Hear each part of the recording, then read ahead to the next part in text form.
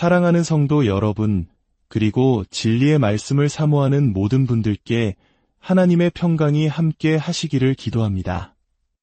오늘 우리가 함께 나눌 이야기는 어쩌면 많은 분들에게 지리적으로 멀게만 느껴질 수 있는 한 도시에 관한 것입니다. 바로 예루살렘입니다. 성경 속에서만 읽었던 그 먼 도시가 오늘을 살아가는 우리 한 사람 한 사람의 삶과 신앙에 왜 그토록 중요한 의미를 갖는지 그 깊고 놀라운 비밀을 함께 탐험해보고자 합니다. 이 은혜로운 여정을 시작하기에 앞서 잠시 여러분의 도움이 필요합니다. 이 말씀이 더 많은 영혼에게 닿을 수 있도록 좋아요를 눌러주시고 이 채널을 구독하여 하나님의 귀한 말씀이 퍼져나가는 통로가 되어주시길 부탁드립니다. 여러분의 작은 손길 하나하나가 누군가에게는 인생을 바꾸는 축복의 씨앗이 될 수 있습니다. 이 귀한 사역에 동참하시는 모든 분들의 삶에 하나님의 놀라운 축복이 임하기를 간절히 소망합니다. 많은 분들이 질문합니다. 예루살렘, 그곳은 성경에 나오는 역사적인 장소일 뿐 지금의 나와 무슨 상관이 있습니까? 하지만 성경은 분명히 증거합니다. 예루살렘은 단순한 도시가 아니라 바로 하나님의 도시라고 말입니다. 성경은 하나님께서 당신의 이름을 바로 그곳 예루살렘에 두셨다고 말씀하십니다. 이 세상 그 어떤 도시도 아닌 오직 예루살렘만이 하나님께서 문자 그대로 당신의 이름을 새겨 넣으신 유일한 곳입니다. 실제로 예루살렘 상공을 비행하다 보면 도시를 둘러싼 산중턱에 완벽한 암석의 형태로 새겨진 고대 히브리어 글자를 발견할 수 있습니다. 그 글자는 바로 여호와, 우리 하나님의 이름입니다. 하나님께서는 그 땅에 당신의 소유권을 명백히 하신 것입니다. 이곳은 우리의 믿음의 조상 아브라함이 보이지 않는 하나님을 향한 자신의 믿음을 증명하기 위해 사랑하는 독자 이삭을 제단 위에 올려놓았던 바로 그 장소입니다.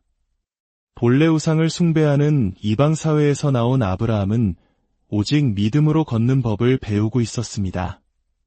그는 하나님의 명령에 순종하여 언약의 아들, 자신의 유일한 희망의 목숨을 바치려 함으로써 하나님을 향한 자신의 사랑을 증명했습니다.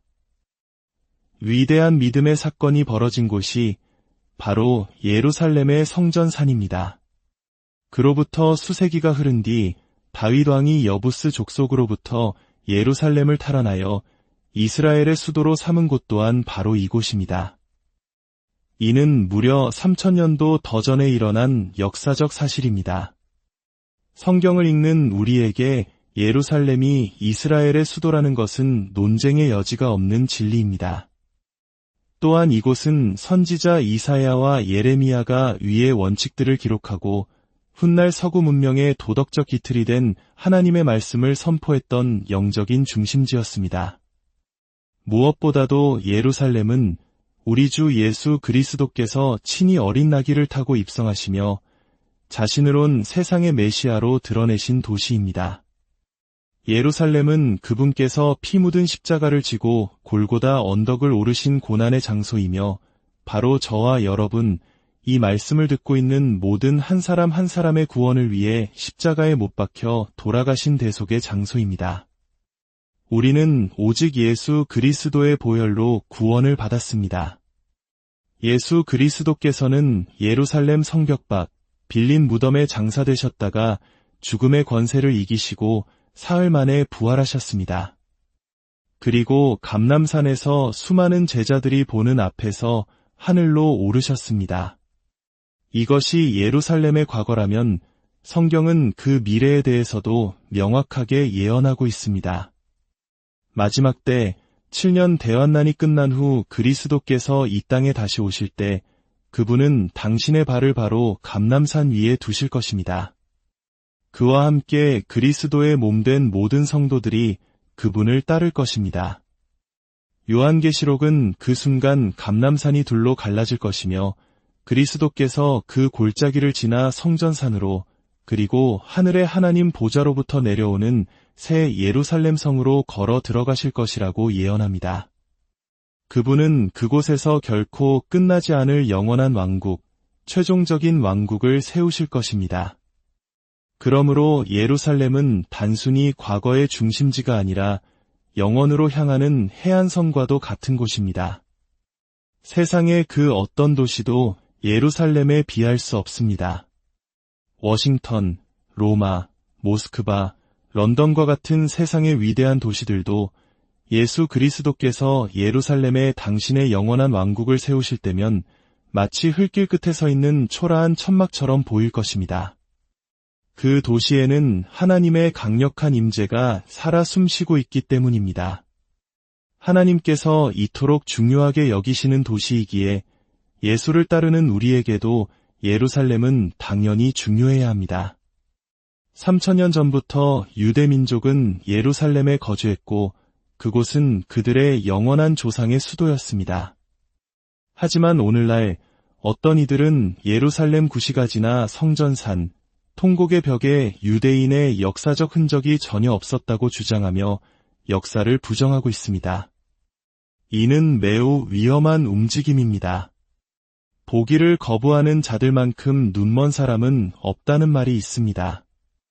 바로 지금 이 순간에도 예루살렘에서는 다윗성의 유적이 계속해서 발굴되고 있습니다. 며칠이 멀다 하고 성경에 등장하는 선지자나 관리의 이름이 새겨진 인장과 같은 고고학적 증거들이 발견되고 있습니다. 이 모든 고고학적 발견들은 예루살렘이 어제도, 오늘도, 그리고 내일도 영원히 유대민족의 유산이었으며 오직 유대민족에게 속한 땅이라는 성경의 진실성을 증언하는 살아있는 증거입니다. 성경은 마지막 때에 모든 민족들이 심판을 받게 될 것이라고 말합니다. 그 심판의 기준이 무엇인지 아십니까? 바로 유대민족을 어떻게 대했는가, 그리고 이스라엘이라는 나라를 어떻게 대했는가입니다. 예수님께서는 마태복음에서 너희가 여기 내 형제 중에 지극히 작은 자 하나에게 한 것이 곧 내게 한 것이니라고 말씀하셨습니다. 여기서 내 형제는 이방인이 아닌 유대민족을 가리키는 것입니다. 십자가 이전까지 우리 이방인들은 하나님의 언약 밖에 있었고 소망도 없는 자들이었습니다. 주님께서는 유대민족을 핍박한 자들은 영원한 형벌에 처해질 것이며 유대민족을 축복한 자들은 천년왕국에 들어가는 초대를 받게 될 것이라고 약속하셨습니다. 창세기 12장부터 요한계시록의 마지막 점 하나에 이르기까지 성경 전체를 관통하는 명백한 진리가 있습니다. 그것은 바로 이스라엘을 축복하는 개인, 국가, 그리고 교회는 하나님께서 친히 복을 주시고 이스라엘을 저주하는 자들은 저주를 받게 될 것이라는 사실입니다. 역사가 이를 증명합니다. 하만, 나치, 블레셋, 로마, 그리스 등 이스라엘을 핍박했던 모든 세력들을 보십시오. 그들은 지금 어디에 있습니까? 모두 역사의 잿더미 속에 사라졌습니다. 그러나 이스라엘은 모든 역경을 딛고 살아남았으며 지금도 번성하고 있습니다. 이것이 바로 하나님의 약속입니다. 이 축복의 원리는 국가에만 적용되는 것이 아닙니다. 우리 모든 개인은 본래 축복받기 위해 태어난 존재입니다. 창세기의 문을 열면 하나님께서 아담과 하와를 창조하시고 가장 먼저 하신 일이 바로 그들을 축복하신 것이었습니다. 생육하고 번성하여 땅에 충만하라, 땅을 정복하라. 하나님께서 한 민족을 시작하기로 하셨을 때 아브라함이라는 한 사람을 부르시고 그를 축복하셨습니다. 그리고 그를 축복하는 자들을 또한 축복하셨습니다. 아브라함은 이삭과 야곱을 낳았고 그의 아들들을 축복했습니다. 야곱은 그의 12아들을 나이 순서대로 축복했고 아버지가 아들들의 삶에 선포한 그 축복은 그 후 수백 년의 역사 속에서 정확하게 성취되었습니다. 한 아버지의 축복이 다음 1000년의 역사를 주관했던 것입니다. 목자였던 다윗 왕이 시편을 기록하기 시작했을 때 그는 이렇게 시작했습니다. 복 있는 사람은 악인들의 꾀를 따르지 아니하며 하나님의 아들 예수 그리스도께서 공생의 사역을 시작하셨을 때 그분은 8가지 복에 대한 선포로 시작하셨습니다. 심령이 가난한 자는 복이 있나니, 애통하는 자는 복이 있나니 모든 것이 복으로 시작됩니다. 사도 바울이 쓴 모든 서신은 축복으로 시작하며 요한계시록의 첫 문장 또한 예언의 말씀을 읽는 자와 듣는 자와 그 가운데에 기록한 것을 지키는 자는 복이 있나니 라고 선포합니다. 성경의 모든 책은 축복으로 가득 차 있습니다. 하나님께서는 당신과 당신의 자녀들이 축복받기를 간절히 원하십니다. 특히 이 땅의 아버지들에게 강력히 권면하고 싶습니다. 여러분은 하나님의 축복을 자녀들에게 전달하는 통로가 되어야 합니다. 혹시 여러분 중에 교회는 열심히 다니지만 한 번도 자녀들을 진심으로 축복해 본 적이 없는 분이 계십니까? 한 목사님의 교회에서 있었던 감동적인 이야기가 있습니다. 어느 주일 그는 모든 가족들이 함께 예배에 참석하도록 했습니다. 어린이 예배도 드리지 않고 모든 자녀들이 부모님과 함께 앉도록 했습니다. 40대의 장성한 아들이 70대 아버지 옆에 앉기도 했습니다. 예배가 끝날 무렵 목사님은 이렇게 말했습니다. 아버지들은 모두 통로로 나오십시오. 그리고 자녀들을 줄 세우십시오. 아버지는 한 명 한 명 자녀의 머리에 손을 얹고 제사장적인 축복 기도를 해주십시오. 그러자 놀라운 일이 벌어졌습니다. 불과 1분도 채 되지 않아 광활한 예배당 이쪽 끝에서 저쪽 끝까지 1층과 2층 발코니까지 남자들의 흐느끼는 소리가 들려오기 시작했습니다. 그 순간 목사님은 깨달았다고 합니다. 40년 평생을 살아온 아들들이 생전 처음으로 아버지에게서 긍정적인 말, 비난이 아닌 축복의 말을 듣고 있었던 것입니다. 그날 이후 기적 같은 일들이 일어났습니다.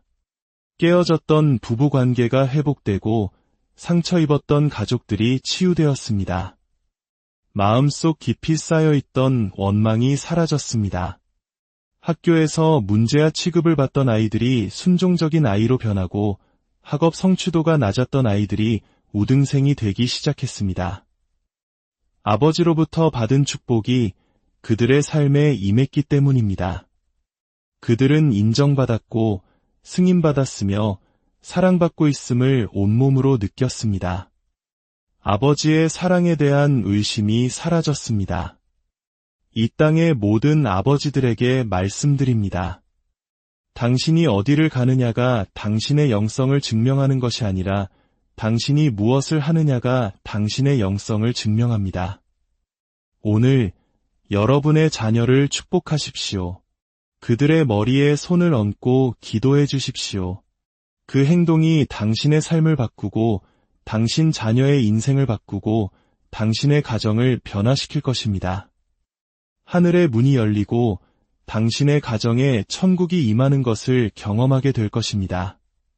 당신이 집에 돌아왔을 때 더 이상 가족들이 당신을 피하지 않고 기쁨으로 당신을 맞이하게 될 것입니다. 지금 바로 시작하십시오. 이스라엘을 향한 축복의 약속을 믿고 여러분의 가정을 향한 축복의 통로가 되십시오. 하나님의 은혜와 평강이 이 말씀을 듣는 모든 분들과 그 가정 위에 충만하게 임하시기를 우리 주 예수 그리스도의 이름으로 간절히 기도합니다.